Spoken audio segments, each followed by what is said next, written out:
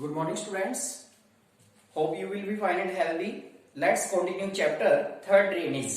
In last videos, you have seen that we are talking about the Himalayan river. Himalayan river की हम लोग यहाँ पर बात कर रहे हैं mainly. In last videos that you have to be study about the Indus river system. Sindhu नदी जो तंत्र है उसके बारे में हम complete study कर चुके हैं. डिटेल से हमने इसके बारे में स्टडी की है. The second the Ganga river system. Ganga river system के बारे में भी हम लोग कंप्लीट स्टडी कर चुके हैं. The third river which is originate from the Himalayan, that is called the Brahmaputra river system. जो तीसरी नदी हमारी सबसे इंपॉर्टेंट है Brahmaputra river system. Here we are study about the Brahmaputra river system in detail. Detail से हम लोग ब्रह्मपुत्र रिवर की बात करेंगे. सबसे पहला जो पॉइंट यहाँ पर दिया गया है, it rises in Tibet east of Mansarovar lake. कहते हैं कि जो मानसरोवर लेक के ईस्ट वाला पार्ट है तिब्बत में, वहां से इसकी उत्पत्ति होती है, वहां से ओरिजिनेट होती है ब्रह्मपुत्र रिवर. तो पहला क्वेश्चन यही बना कि ये राइज कहां से होती है? तिब्बत से होती है. मानसरोवर लेक, जो मानसरोवर लेक का ईस्ट पार्ट है, वहां से ये उत्पन्न होती है. Very close to the source of Indus and Sutlej. Indus Sutlej नदी भी कहां से उत्पन्न होती है? इंडस सतलुज जो है वो भी राइज होती है मानसरोवर लेक के पास से ही.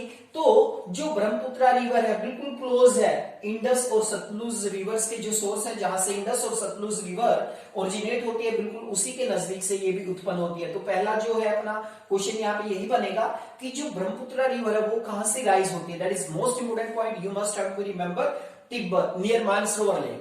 तिब्बत से उत्पन्न होती है, मानसरोवर लेक से ये निकलती है नदी हमारी. The second is on reaching the Namcha Barwa. कहते हैं कि नमचा बारवा में पहुंचने के बाद, Namcha Barwa is a name of place, place का नाम है ये. It is in Arunachal Pradesh. Arunachal Pradesh में अगर हम पर्टिकुलर बात करें, on reaching the Namcha Barwa, कहते हैं कि नमचा बारवा पहुंचने के बाद it take a U turn. Most important बात है कि ये यू टर्न लेती है, जो ब्रह्मपुत्र रिवर है वो यू टर्न लेती है एकदम से, एंटर इंडिया, भारत में प्रवेश करती है इन अरुणाचल प्रदेश. अरुणाचल प्रदेश से, यानी कि जो ब्रह्मपुत्र रिवर है भारत में कहां से प्रवेश करती है? नमचा बारवा. अरुणाचल प्रदेश से नमचा बारवा में यू टर्न लेते ही अरुणाचल प्रदेश में एंटर करती है. That is most important question. That question have to be put in UPSC exam कि जो ब्रह्मपुत्र रिवर है वो इंडिया के कौन से स्टेट से एंटर करती है भारत में? That most important, Arunachal Pradesh. Here it is called Dihang. Arunachal Pradesh में एंटर करने के बाद ब्रह्मपुत्र रिवर को किस नाम से जाना जाता है? दिहांग.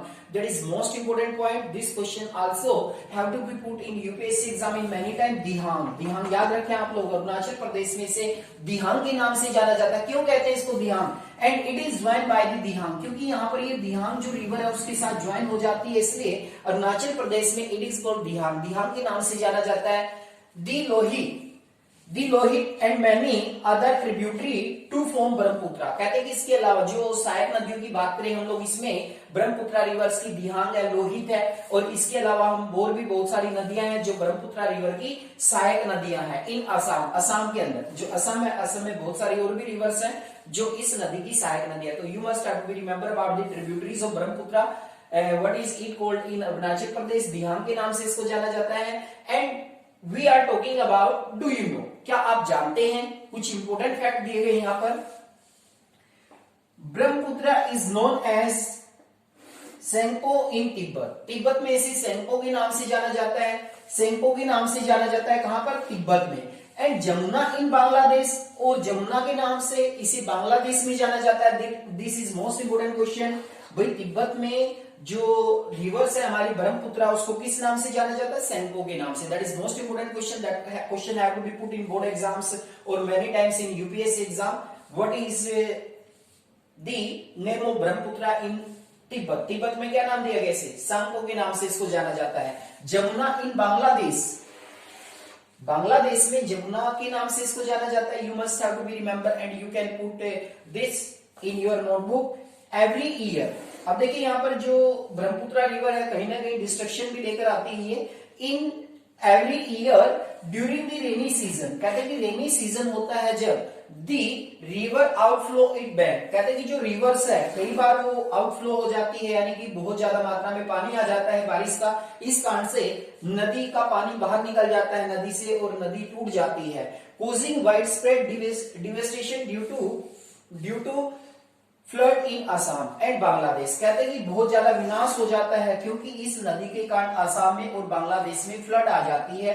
असम और बांग्लादेश में बहुत सारा नुकसान होता है, बहुत सारा लॉस हो जाता है। तो असम और बांग्लादेश में फ्लड आने से जो लॉस होता है कौन सी रिवर के कारण होता है? ब्रह्मपुत्रा रिवर के कारण। ये कंट्रीज के नेम पूछ सकते हैं भी, कौन से ऐसे स्टेट्स हैं जहां पर ब्रह्मपुत्रा रिवर के कारण बहुत ज्यादा मात्रा में नुकसान होता है या बहुत ज्यादा तबाही होती है। तो you must have to be remember about Assam and Bangladesh.